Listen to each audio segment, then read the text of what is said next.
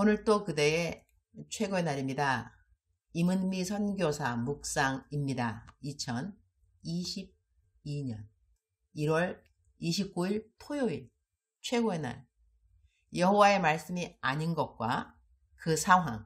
많은 분들이 나에게 기도를 부탁하기도 하고 많은 분들이 기도가 응답받았다고 고맙다고 글을 보내주시기도 한다. 우리들은 기도를 부탁받기도 하고 기도를 해주기도 하고 그리고 기도를 부탁하기도 한다. 오늘은 중보기도에 대한 생각을 마태복음 16장 24절 말씀을 접목하면서 생각해 보게 되었다. 이에 예수께서 제자들에게 이르시되 누구든지 나를 따라오려거든 자기를 부인하고 자기 십자가를 지고 나를 따를 것이니라. Then Jesus said to his disciples, If anyone would come after me, he must deny himself and take up his cross and follow me. 이 말씀에 자기를 부인한다는 개념이 보통 나의 뜻을 내려놓고 이렇게 이해되는 성경 구절인데, 어제 나는 이 말씀이 중보기도의 공을 누구에게로 돌려야 하는가에 대한 생각으로 해보게 되었다. 지금은 나랑 교제가 거의 없는 분인데 기도를 참 많이 하는 분이 있다. 아마 자타가 공인하는 기도 많이 하는 사람이라고 나는 생각한다. 그런데 무슨 일로 이야기를 하다가 어떤 사람 이야기를 하게 되었는데 그분이 말씀하시기를 내가 얼마나 기도해 주는데 그래. 그것도 알지 못하고 자기 잘난 줄 알아. 기도는 누가 해줬는데. 정확하게 그분이 한 말이 기억은 안 나는데 그때 내가 이해하기에는 말의 맥락이 이러했다. 그때 갑자기 나는 섬뜩한 느낌이 들었다. 아, 이렇게 기도 많이 하는 사람은 자기가 기도한 것에 대한 자기 의가 이렇게 표출될 수 있는 거구나. 내가 기도했기에 기도가 응답되었다는 그 믿음이 참 무서운 것일 수도 있다 하는 생각이 들었던 것이다.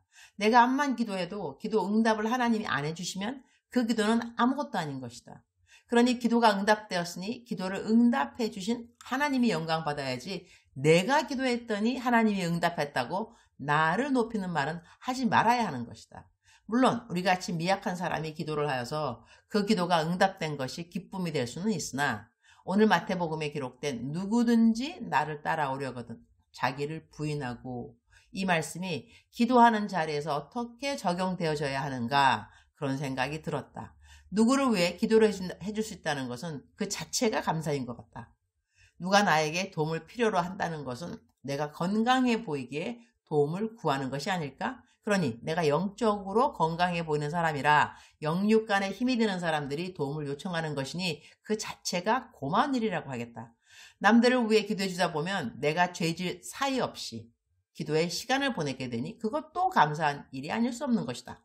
그런데 그렇게 기도하고 난 다음 그 사람의 일이 기도해 준 대로 잘 되면 내가 기도했기 때문에 라는 그 말은 자기를 부인하는 말이 아니라 자기를 높이는 말이 될 수 있으니 기도 많이 하는 사람일수록 참으로 조심해야 하는 자기의의 영역이 아닌가 한다. 나는 그때 그분의 그 말을 들은 이후부터는 그분에게 내 기도 제목을 말하는 것을 주저하게 되었다.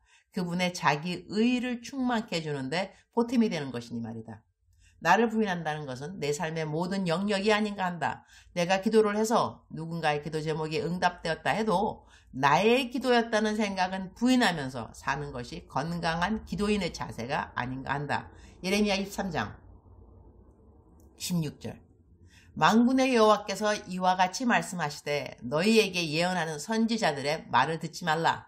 그들은 너희에게 헛된 것을 가르치나니 그들이 말한 묵시는 자기 마음으로 말미암은 것이요 여호와의 입에서 나온 것이 아니니라. This is what the Lord Almighty says.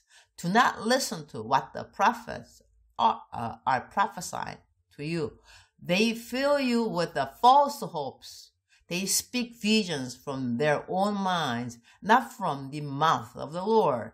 그들이 말한 묵시가 어떤 내용들이었을까? 어떤 내용들이었기에 하나님은 그들이 여호와의 말씀이라고 하면서 백성들에게 한 말이 아니다. 그 말은 내 말이 아니다. 라고 말씀하셨을까? 17절에 그 답이 나온다. 항상 그들이 나를 멸시하는 자에게 이르기를 너희가 평안하리라.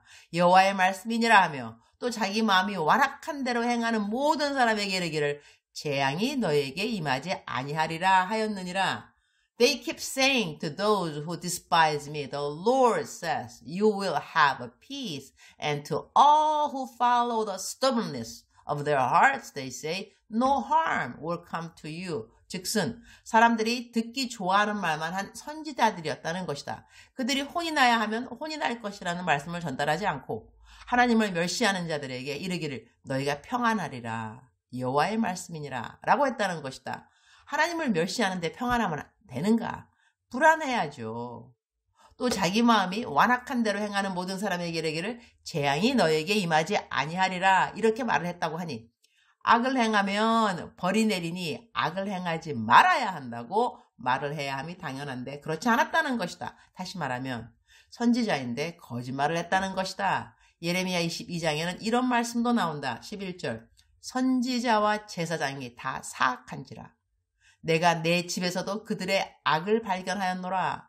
내 집이라 하면 성소일 텐데 지금 말로 하면 주의 종들이 교회 안에서 악을 행하였다. 이렇게도 되는 말씀인 것이다. 교회 안인데 거짓말하고 사기도 치고 성추행도 성폭행도 일어난다. 예레미야 시대랑 별다를 바가 없는 것 같기도 하다. 예레미야 22장에는 여호와의 말이니라 하는 말씀이 14번 내지 13번 내지 14번 나온다. 얼마나 하나님의 마음이 안타까우셨으면 이렇게 많은 숫자로 여호와의 말이니라 라고 하셨을까? 내가 말하니 제발 좀 들어라. 이런 말씀으로 들려온다. 주님 오늘 또 최고의 날입니다. 우리가 오늘날 교회 안에서 행하는 악은 무엇이며 주의 종들이 하지 말아야 하는 말들을 하나님의 말씀이라고 하면서 선포하는 말들은 어떤 말들일까요?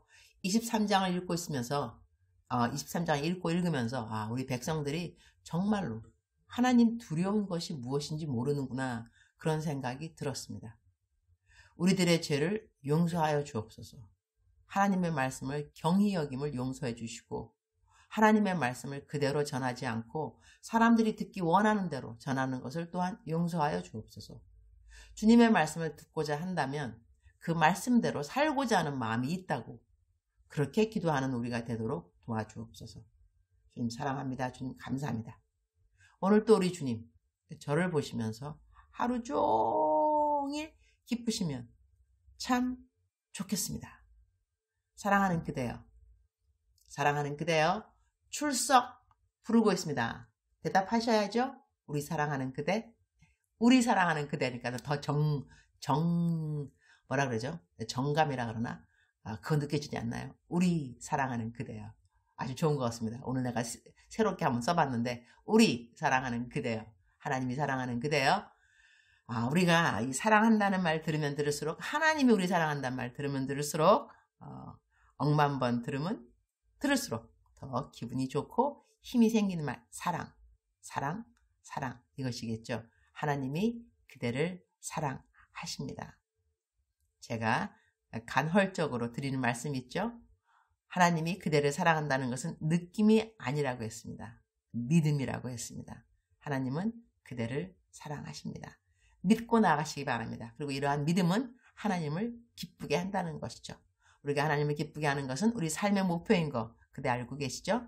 오늘 예레미야 22장 말씀을 통하여서 우리는 얼마나 하나님께서 간절하게 얘야 내 말 좀 들어라. 나다 나 하나님이다. 하나님의 말이니라. 여호와의 말이니라. 여호와의 말이니라. 우리 혹시 우리들의 삶 가운데 하나님께서 계속해서 여호와의 말이니라 이러면서 그대에게 들려주는데도 불구하고 그대는 아니야 하나님일 리 없어 하나님이 아니야 이러면서 거부하고 있는 그러한 상황은 없는가 그냥 여쭤보고 싶습니다. 모든 사람에게 그 apply 되는 그런 퀘스천이 아닐 수도 있지만 하나님께서 우리들에게 말씀할 때는 이것이 하나님의 말씀이다 하는 확증은요 보통 마음의 평강입니다.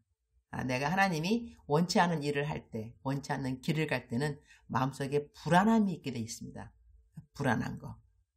그러나 하나님이 가라 하고 하라 하는 일들은 암만 그 일이 어려워 보이고 힘들어 보이고 내가 할 수 있는 능력이 없는 것 같아도 마음속에는 잔잔한 평안이 임합니다. 그죠? 평화, 평안. 내가 마음이 잔잔해지면서 평안을 누리게 되면 내가 능력이 없는 것 같아도 이 일을 할 수 있구나. 하나님이 도와주시겠구나. 하나님이 먼저 가주시겠구나. 예비하셨구나. 그러한 확신이 오게 되는 거죠. 평강이라는 것은 참 powerful, 아주 능력이 있는 그러한 마음이 아닐 수 없습니다. 사랑하는 그대여, 평강 있으십니까? 평안하뇨? 또 제가 울컥하려 그런다, 그죠? 예수님께서 우리에게 오셨을 때 물어보시는 말 중 한 가지, 평안하뇨? 그대는 평안하뇨? 우리는 평안하다고 대답을 해야 합니다. 하나님하고 나하고 관계에서 어긋난 게 없는 사람은 평안하게 되어 있습니다.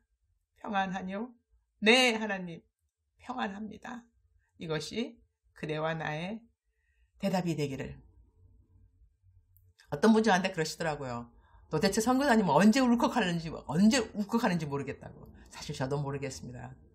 하지만 울컥하는 순간순간 성령님의 마음이 있다는 생각은 있습니다. 사랑하는 그대여, 오늘 하루 살아갈 때 평강 누리시기를. 사랑하는 그대여, 사랑합니다. 사랑하는 그대여, 축복합니다. 오늘도 그대의 최고의 날입니다.